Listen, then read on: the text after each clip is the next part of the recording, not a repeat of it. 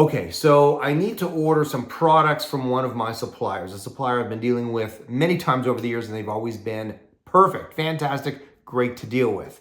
So, as always, I put together a purchase order and send it to them, and I get a confirmation back saying, we got your order, and here's the amount you need to pay so that we can process it. Well, the amount that they say I owe them doesn't match the amount on my purchase order. So I phone up the company and I speak to someone in sales/customer service, and I say, look, the numbers don't match. Can you send me a copy of an invoice so I can reconcile the numbers?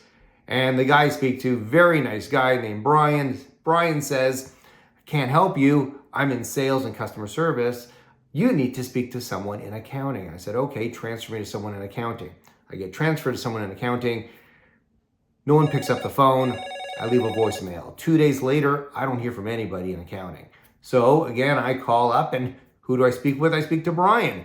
Brian says, yeah, you know what? Those people in accounting, they don't really pick up their phones ever, really. So send them an email. They'll get back to you pretty quick. So I send an email to accounting asking for a copy of the invoice.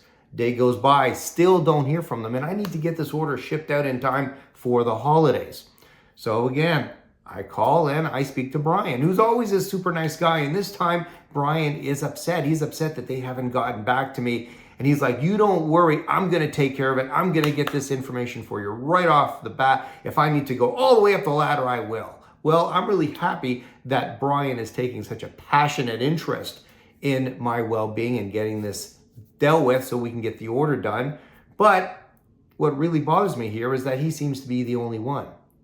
People in accounting don't seem to care. So Brian goes off and does his thing.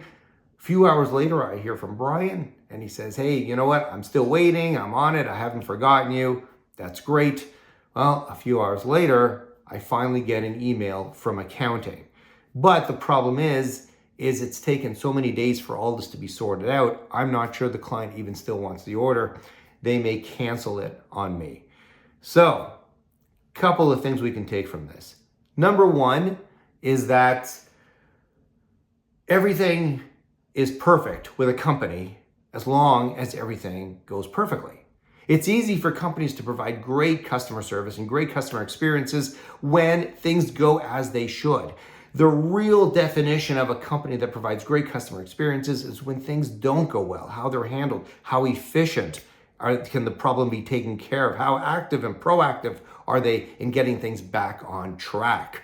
And number two, it's that every department can impact the customer experience. And I see this so often, and maybe you have as well, where you get someone in customer service or sales, and they're on the ball, they're really customer driven. But then you get someone else in another department, maybe shipping or accounting, or some department that typically doesn't deal with customers. And you know what, the people there, they don't care. They don't care about making customers happy. Their job is either to pay the bills or get their bills paid or get items shipped, whatever it is. They don't see themselves as being part of the customer experience journey, which is a huge mistake. So pull from this what you will. I don't know if I'm going to get my items on time. I don't know if the customer's still going to want their items on time. I'm at a total loss. But at least we learned something from this. Or at least you and I did. I don't know if the supplier did, but we'll have to see.